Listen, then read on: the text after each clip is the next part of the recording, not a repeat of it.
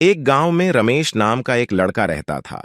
रमेश बहुत होशियार और मेहनती था, लेकिन उसे हमेशा जल्दीबाजी करने की आदत थी।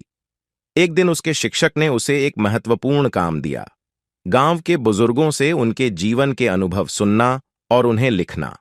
रमेश इस काम को पूरा करने के लिए बहुत उत्साहित था, लेकिन वह इस काम को जल्दी निपटाना चाहता था। रमेश सबसे पहले अपने दादाजी के पास गया। दादाजी ने उसे एक कहानी सुनानी शुरू की। बहुत समय पहले इस गांव में एक खजाना छुपा हुआ था। रमेश की आंखें चमक उठीं। वह खजाने के बारे में और जानने के लिए उत्सुक था, लेकिन दादाजी ने धीरे से कहा। उस खजाने तक पहुंचने के लिए एक गुप्त रास्ता है। रमेश ने धैर्य से पूछा, दादाजी, वह गुप्त रास्ता क्या है? दादाजी ने हंसते हुए कहा, सब्र और मेहनत। रमेश को यह सुनकर निराशा हुई, लेकिन उसने अपने नोट्स में यह लिख लिया। अगले दिन रमेश गांव की सबसे बुजुर्ग महिला सूरजमुखी दादी के पास गया।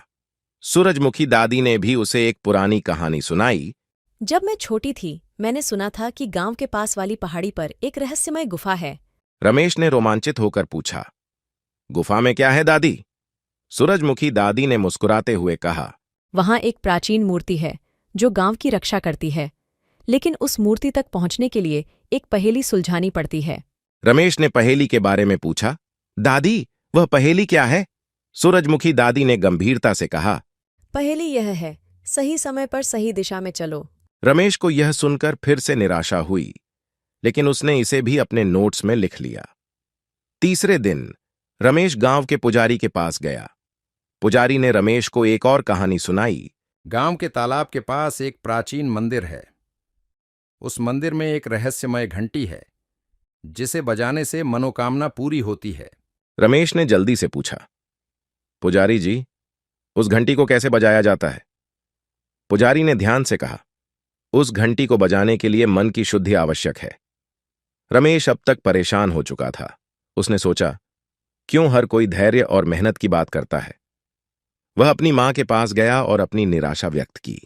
उसकी मां ने उसे समझाया, बेटा, जीवन में सफलता पाने के लिए धैर्य और मेहनत ही सबसे महत्वपूर्ण होते हैं। बिना इन गुणों के कोई भी खजाना या मनोकामना प्राप्त नहीं की जा सकती। रमेश को अब समझ में आया कि सभी बुजुर्ग उसे यही संदेश देना चाहते थे।